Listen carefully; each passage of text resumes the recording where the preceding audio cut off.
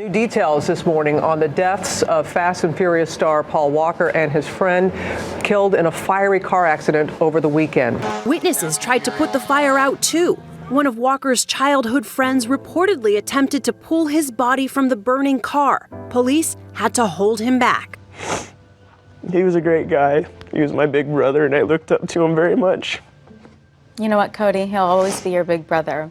He'll always be watching over you. Just 2 days before the crash on November 27th, Paul Walker was seen getting on a flight to visit family in California. Paul Walker had just gotten off set filming the newest Fast and Furious movie and had plans to host a fundraising event on the 30th of November. That day, November 30th at 3:25 p.m., Paul Walker and his friend got into a 2005 Porsche Carrera GT for a quick trip around the block. This was the last time the two men were ever seen alive. Naturally, the media flocked to the story and fans had a lot of questions. How did this happen? Were there drugs or alcohol involved? Was it a mechanical issue? The two men were both fairly experienced drivers, and they were often seen at track events in Los Angeles. I'll get to that later, but it's important to understand the events leading up to this accident. At the time, Paul Walker was in the middle of shooting Fast and Furious number 7. The cast had a break over the Thanksgiving weekend, so Paul flew out to visit family and host a charity event at his racing shop there in Santa Clarita, California. This event was raising money for families suffering from the massive earthquake that devastated Haiti in 2010. Paul was spending time with his mother in Santa Clarita, California, just a couple miles away from his shop. His mother said that they were having a really good conversation and he'd forgotten about the charity event he had. He got a text and said, "Oh my gosh, I'm supposed to be somewhere." He leapt up from his seat and dashed out the door. The charity event was held at Paul Walker and Roger Rodas' performance shop. Both men were avid car enthusiasts who first met on the track when Paul noticed Rodas driving a Porsche GT3 that Paul had previously owned. They quickly became good friends and went on to later starting the racing shop. Paul Walker didn't just like cars for the movies, this was a true passion of his. On top of being a charity event, they were also holding a car show. The event was very successful. A friend of Paul's later stated, "Just today we had hundreds of toys donated for kids, all part of Paul's charity. If this sad news is indeed true, I'm going to do whatever I can to keep Paul's goals for the charity alive." Witnesses said Walker was in good spirits earlier in the afternoon and overwhelmed by the event's success. The parking lot of the shop had just been full of high-performance cars, one of them being a 2005 Porsche Carrera GT. Rodas had recently bought the Porsche and brought it to the show. The Carrera GT was pretty crazy even by today's standards. This car also had a reputation for being pretty dangerous, difficult to handle, and incredibly quick. It had a 5.7-liter V10 engine able to hit 60 miles an hour in just 2.8 seconds. In fact, that same year, two men were killed in a crash at California Speedway after a driver reportedly swerved, lost control of the Carrera GT, and crashed into a wall. This was a car that took great skill to master, and Rodas had that skill. After all, he was a professional race car driver. Roger, being a good friend of Paul Walker, naturally wanted to show off his new car, and the two agreed to go on a quick drive just around the block. They stepped into the car and began to drive away. 3 minutes before the crash, around 3:25 p.m., Rodas is seen leaving the charity event with Paul in the passenger seat. It's important to note that the speed limit in this area is 45 miles an hour. Rodas exited the parking lot, making a right turn onto Constellation Road. He then made another right turn onto Kelly Johnson Parkway and quickly accelerated. This was a relatively straight road, and police later estimated that Rodas was going around 100 miles an hour. A slight curve in the road was coming up fast. Rodas applied the brakes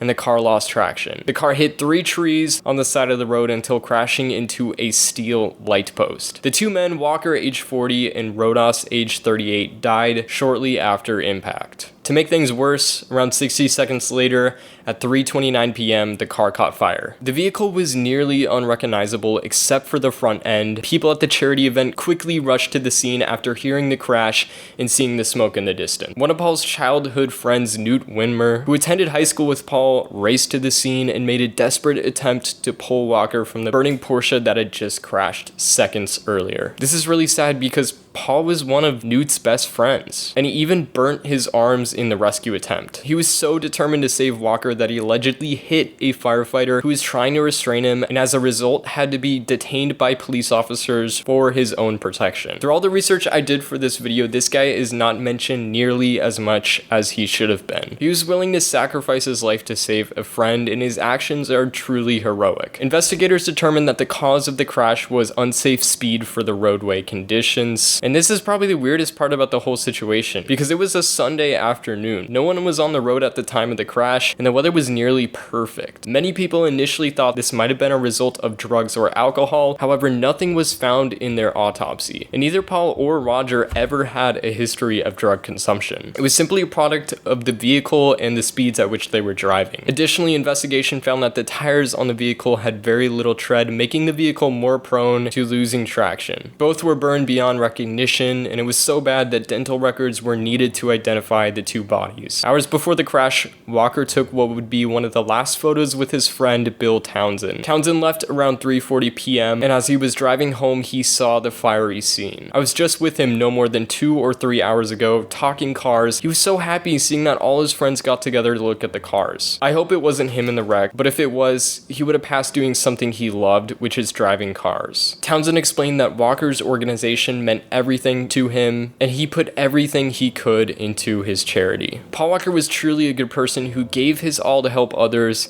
and this accident affected millions of people. He left behind a daughter who was only 15 years old. Both families settled a wrongful death lawsuit with Porsche. Meadow Walker and Porsche resolved the lawsuit and will keep the terms of the settlement confidential.